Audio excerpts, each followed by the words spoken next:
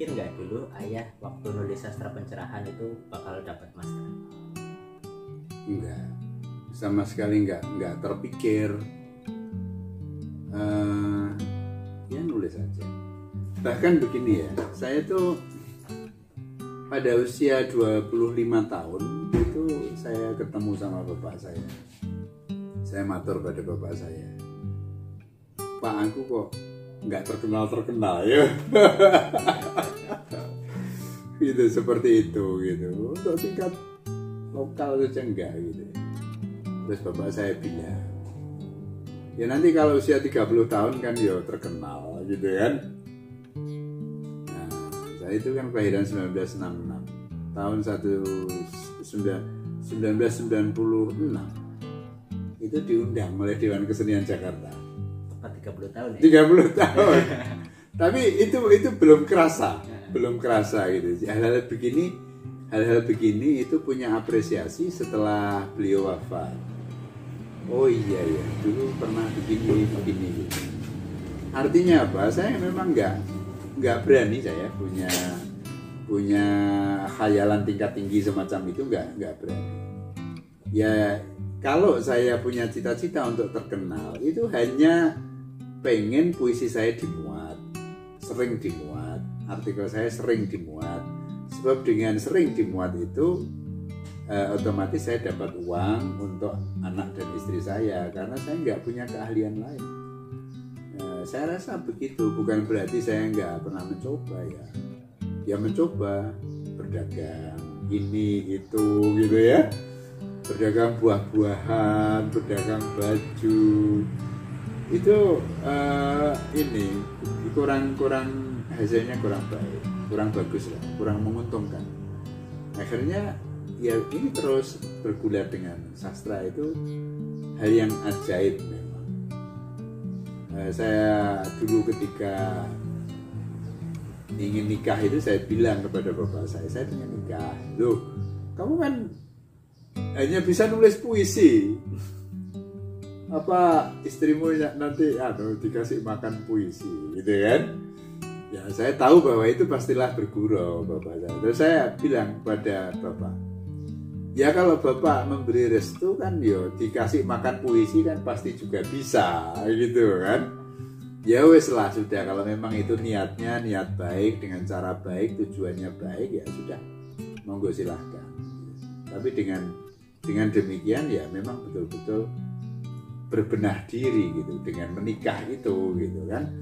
Jadi yang semula kurang produktif menjadi berusaha untuk produktif, lagi nulis puisi gitu. Terus akhirnya menulis esai. Ya mungkin bisa jadi itu satu kebetulan atau memang bisa dijelaskan secara ilmiah. Penyair itu banyak yang esainya itu bisa dihargai lah oleh orang, atau dibaca lah, minimal dibaca oleh orang. Sekalipun saya sendiri kalau membaca esai-esai saya ya sering kali tersenyum malu. Ya, di satu sisi ada yang tersenyum malu, di sisi lain itu kalau nggak mau baca sih enggak. Ada kan orang, udahlah ini nggak usah dibaca lagi gitu. Enggak, saya baca cuma tersenyum malu aja. Kok bisa ya saya dulu nulis lucu kayak gini, lucu itu paku. Seperti itu gitu. Tapi juga pada masa-masa itu saya bersyukur gitu. Akan apa? Betapa bahwa realitas-realitas sosial yang terjadi pada masa rezim Orde Baru itu ternyata sebagian besar terekam di situ gitu ya. Terekam di esai-esai sastra pencerahan itu banyak. Terus beberapa fenomena perkembangan perpuisian Indonesia itu juga saya mengulasnya secara rame-rame bareng ataukah secara khusus, misalkan Kiai Dizawawi Imron, Kiai Mustafa Bisri, Spedi Setiawan, itu saya kupas, Mustafa Wihasim, Joko Pinurbo, Dorothea Rosa ini kan ada di situ. Nah, sekarang itu banyak sekali karya sastra ditulis, apalagi puisi. Banyak sekali antologi puisi diproduksi.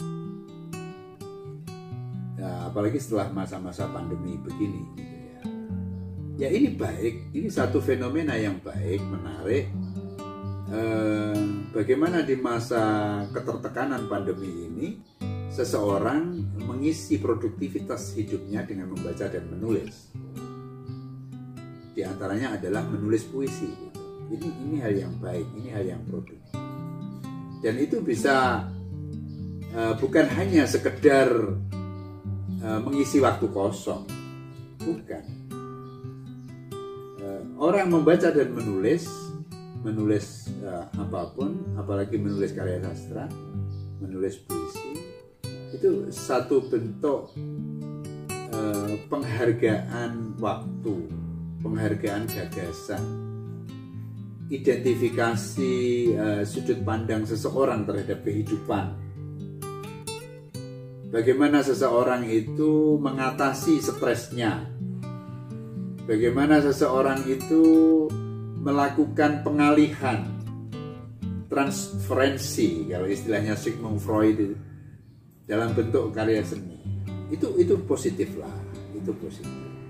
Bahkan karena merebaknya orang menulis di masa pandemi ini, ada gagasan-gagasan untuk bagaimana kalau kita menasbihkan angkatan sastra apa gitu ya. Saya celetuk itu dalam sebuah webinar.